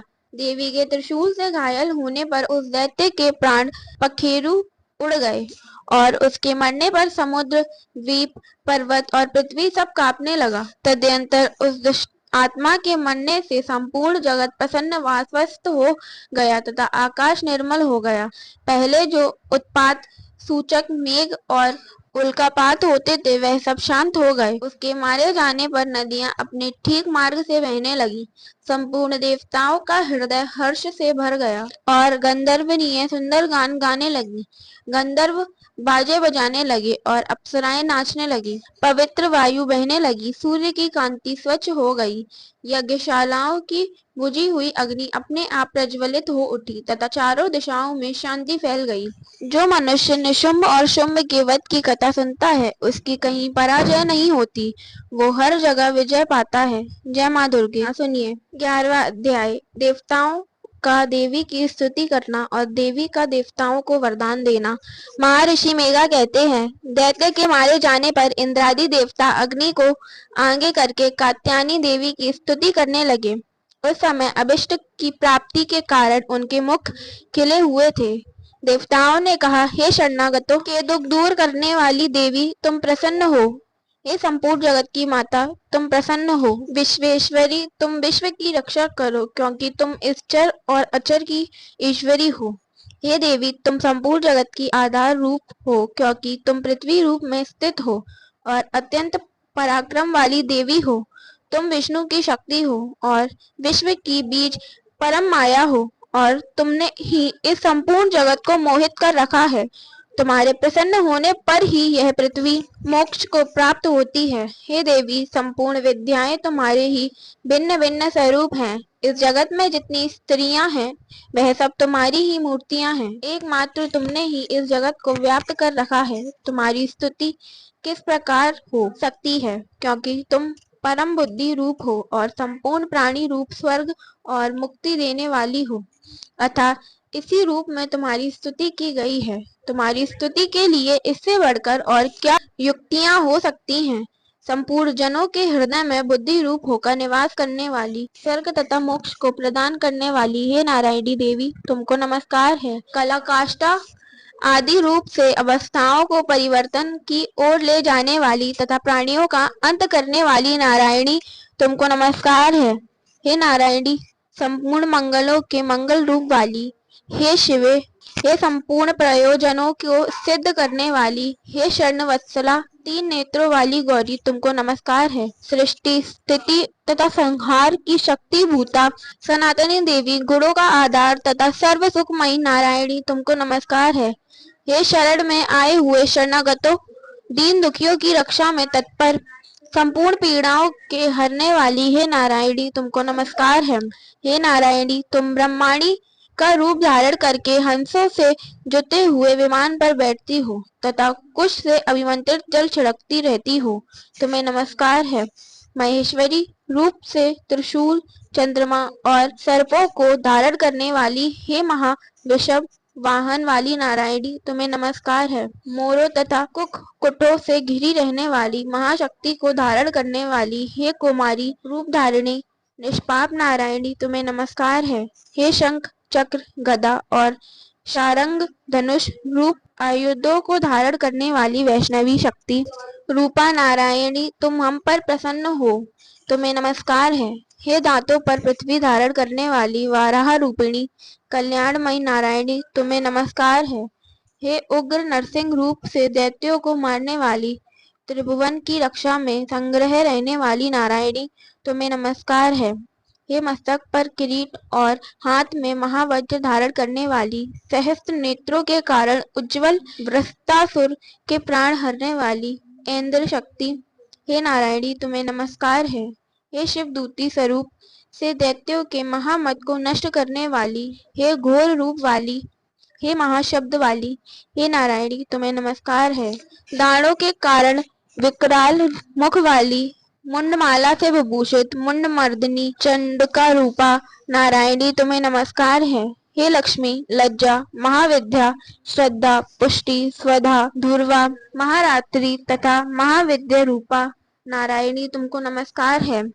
हे मेघा सरस्वती, सर्वोत्कृष्ट ऐश्वर्य रूपिणी पार्वती, महाकाली, नियंता तथा ईर्ष रूपिणी नारायणी, तुम्हें नमस्कार है। हे सर्व रूपा, सर्वेश्वरी, सर्वशक्ति युक्त देवी, हमारी भय से रक्षा करो, तुम्हें नमस्कार है। हे कात्यायनी, तीनों नेत्रों से विभूषित, यहाँ तेरा सौम्य मुख सब तरह के डरों से हमारी रक्षा करे, तुम्हें नमस्कार है। हे भद्रकाली, ज्वालाओं के समान भयंकर, अति उग्र एवं संपूर्ण असुरों को नष्ट करने वाला तुम्हारा त्रिशूल हमें भयों से बचावे, तुमको नमस्कार है। हे देवी, जो अपने शब्द से इस जगत को पूरित करके दैत्यों के तेज को नष्ट करता है, वह आपका घंटा इस प्रकार हमारी रक्षा करे जैसे कि माता अपने पुत्र की रक्षा करती है। हे चंडिके, असुरों के रक्त और चर्बी से चर्चित जो आपकी तलवार है वह हमारे मंगल करे, हम तुमको नमस्कार करते हैं। हे देवी, तुम प्रसन्न होती हो तो संपूर्ण रोगों को नष्ट कर देती हो, और जब रुष्ट हो जाती हो तो संपूर्ण वंचित कामनाओं को नष्ट कर देती हो, और जो मनुष्य तुम्हारी शरण में जाते हैं उन पर कभी विपत्ति नहीं आती, बल्कि तुम्हारी शरण में गए हुए मनुष्य दूसरों को आश्रय देने योग्य हो जाते हैं। अनेक रूपों से बहुत प्रकार की मूर्तियों को धारण करके इन धर्मद्रोही असुरों का तुमने संहार किया है, वह तुम्हारे सिवा और कौन कर सकता था। चतुर्दश विद्याएं, पट शस्त्र और चारों वेद तुम्हारे ही प्रकाश से प्रकाशित हैं, उनमें तुम्हारा ही वर्णन है, और जहाँ राक्षस, विशेल, सर्प, शत्रुगण हैं वहाँ और समुद्र के बीच में भी तुम साथ रहकर इस विश्व की रक्षा करती हो। हे विश्वेश्वरी, तुम विश्व का पालन करने वाली विश्व रूपा हो, इसलिए संपूर्ण विश्व को धारण करती हो, इसलिए ब्रह्मा, विष्णु, महेश की भी वंदनीय हो, जो भक्ति पूर्वक तुमको नमस्कार करते हैं विश्व को आश्रय देने वाले बन जाते हैं। हे देवी, तुम प्रसन्न हो और असुरों को मारकर जिस प्रकार हमारी रक्षा की है, ऐसे ही हमारे शत्रुओं से सदा हमारी रक्षा करती रहो। संपूर्ण जगत के पाप नष्ट कर दो और पापों तथा उनके फल स्वरूप होने वाली महामारी आदि बड़े बड़े उपद्रवों को शीघ्र ही दूर कर दो। विश्व की पीड़ा को हरने वाली देवी, शरण में पड़े हुओं को पर प्रसन्न हो। त्रिलोक निवासियों की पूजनीय परमेश्वरी, हम लोगों को वरदान दो। देवी ने कहा, हे देवताओं, मैं तुमको वर देने के लिए तैयार हूँ, आपकी जैसी इच्छा हो वैसा वर मांगो, मैं तुमको दूंगी। देवताओं ने कहा, हे सर्वेश्वरी, त्रिलोकी के निवासियों की समस्त पीड़ाओं को तुम इसी प्रकार हरती रहो और हमारे शत्रुओं को इसी प्रकार नष्ट करती रहो।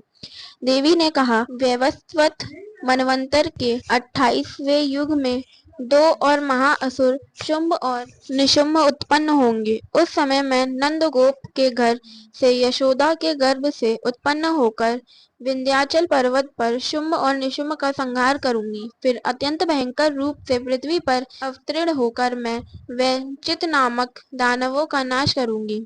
उन भयंकर महाअसुरों को भक्षण करते समय मेरे दांत अनार के पुष्प के समान लाल होंगे। इसके पश्चात स्वर्ग में देवता और पृथ्वी पर मनुष्य मेरी स्तुति करते हुए मुझे रक्त दंतिका कहेंगे। फिर जब 100 वर्षों तक वर्षा ना होगी तो मैं ऋषियों की स्तुति करने पर आयुनिज नामक से प्रकट होंगी और अपने 100 नेत्रों से ऋषियों की ओर देखूंगी, अतः मनुष्य शाताक्षी नाम से मेरा कीर्तन करेंगे।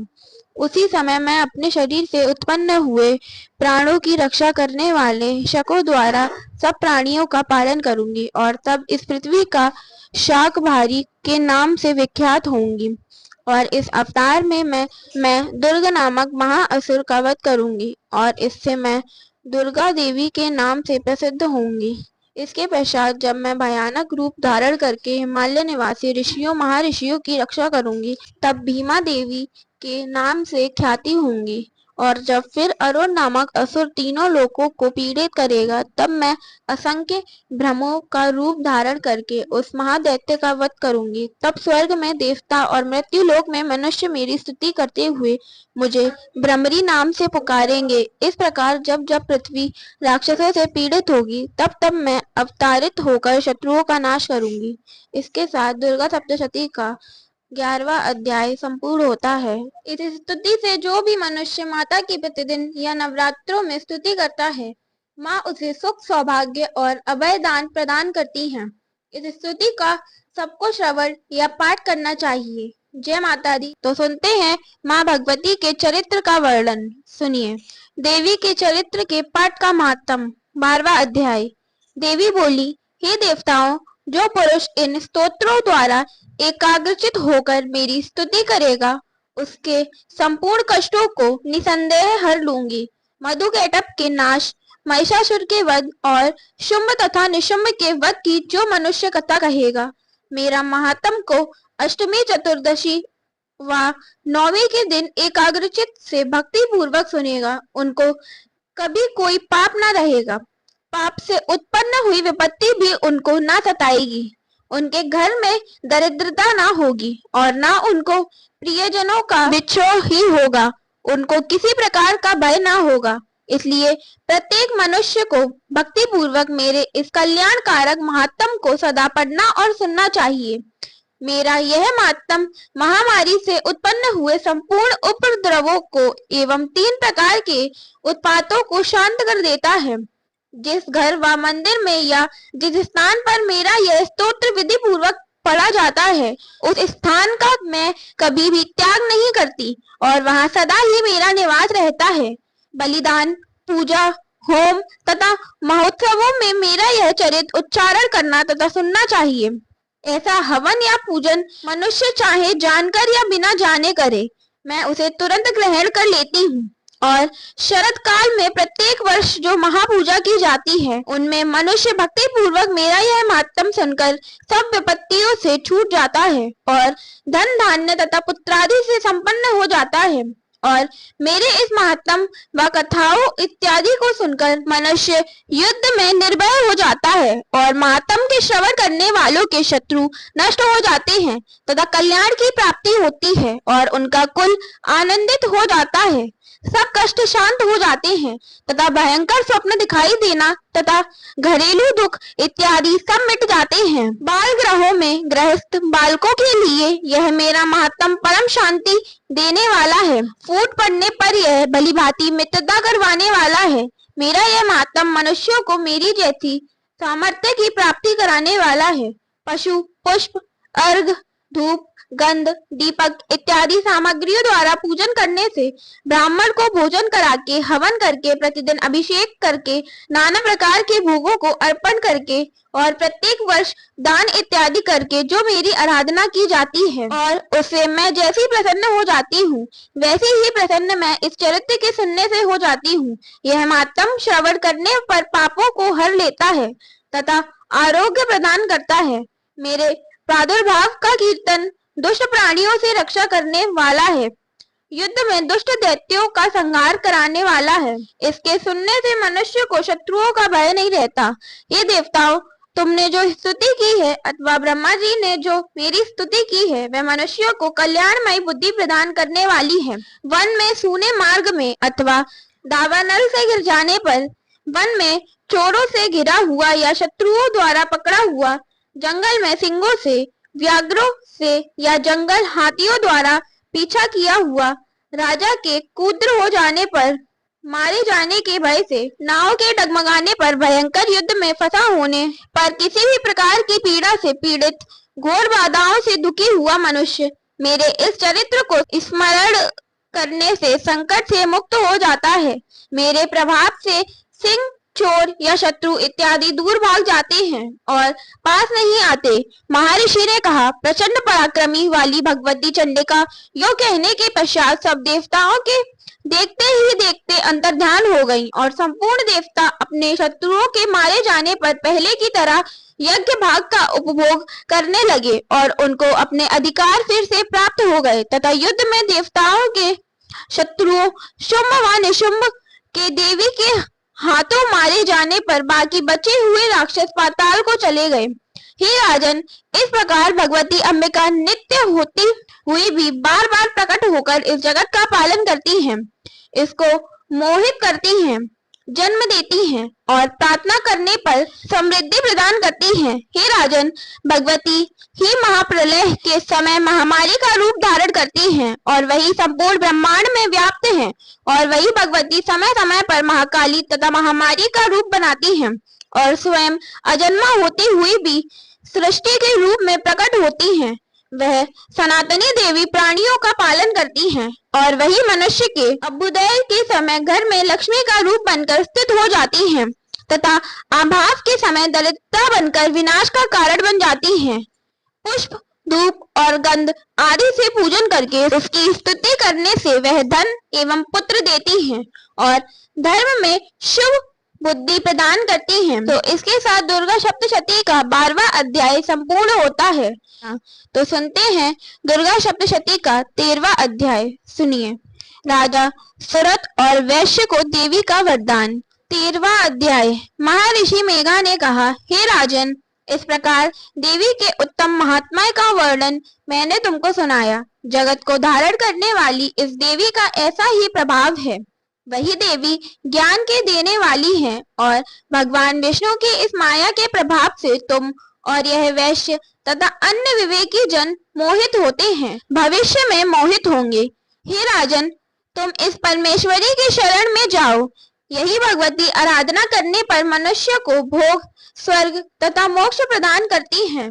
मार्कंडेय जी ने कहा, महर्षि मेघा की यह बात सुनकर राजा सुरत ने उन उग्र व्रत वाले ऋषि को प्रणाम किया और राज्य के छिन जाने के कारण उसके मन में अत्यंत गलानी हुई और वह राजा तथा वैश्य तपस्या के लिए वन को चले गए और नदी के तट पर आसन लगाकर भगवती के दर्शनों के लिए तपस्या करने लगे। दोनों ने नदी के तट पर देवी की मूर्ति बनाई और पुष्प, धूप, दीप तथा हवन द्वारा उसका पूजन करने लगे। पहले उन्होंने आहार को कम कर दिया, फिर बिल्कुल निराहार रहकर भगवती में मन लगाकर एकाग्रता पूर्वक उसकी आराधना करने लगे। वह दोनों अपने शरीर के रक्त से देवी को बलि देते हुए 3 वर्ष तक लगातार भगवती की आराधना करते रहे। 3 वर्ष के पश्चात जगत का पालन करने वाली चंडिका ने उनको प्रत्यक्ष दर्शन देकर कहा, देवी बोली, हे राजन तथा अपने कुल को प्रसन्न करने वाले वैश्य, तुम जिस वर की इच्छा रखते हो वह मुझसे मांगो, वह वर मैं तुमको दूंगी, क्योंकि मैं तुम पर अत्यंत प्रसन्न हूँ। मार्कंडेय जी कहते हैं, यह सुन राजा ने अगले जन्म में नष्ट न होने वाला अखंड राज्य और इस जन्म में बलपूर्वक अपने शत्रुओं को नष्ट करने के पश्चात अपना पुनः राज्य प्राप्त करने के लिए भगवती से वरदान मांगा और वैश्य ने भी, जिसका चित्त संसार की ओर से विरक्त हो चुका था, अतः भगवती ने अपनी ममता तथा अहंकार रूप आसक्त को नष्ट कर देने वाले ज्ञान को देने के लिए कहा। देवी ने कहा, हे राजन, तुम शीघ्र ही अपने शत्रुओं को मारकर पुनः अपना राज्य प्राप्त कर लोगे। तुम्हारा राज्य स्थिर रहने वाला होगा। फिर मृत्यु के पश्चात आप सूर्योदय के आश में जन्म लेकर सावड़िक मनु के नाम से इस पृथ्वी पर ख्याति हो प्राप्त होंगे। हे वैश्य, कुल में श्रेष्ठ, आपने जो मुझसे वर मांगा है वह आपको देती हूँ। आपको मोक्ष देने वाले ज्ञान की प्राप्ति होगी। मार्कंडेय जी कहते हैं, इस प्रकार उन दोनों को मनवांछित वर प्रदान कर तथा उनसे अपनी स्तुति सुनकर भगवती अंतर्ध्यान हो गई और इस प्रकार क्षत्रियों में श्रेष्ठ वह राजा सुरत भगवान सूर्यदेव से जन्म लेकर इस पृथ्वी पर सावड़िक मनु नाम से विख्यात होंगे। दुर्गा सप्तशती का पाठ जो मनुष्य श्रद्धा और भक्ति से माता के 9 दिन में पाठ करता है, उसे किसी प्रकार का भय नहीं रहता और सुख संपत्ति तथा मोक्ष की प्राप्ति होती है। आज माता के दुर्गा सप्तशती के पाठ पूर्ण होते हैं। माता दुर्गा आप सभी की रक्षा करें। जय माता दी, जय मां भवानी।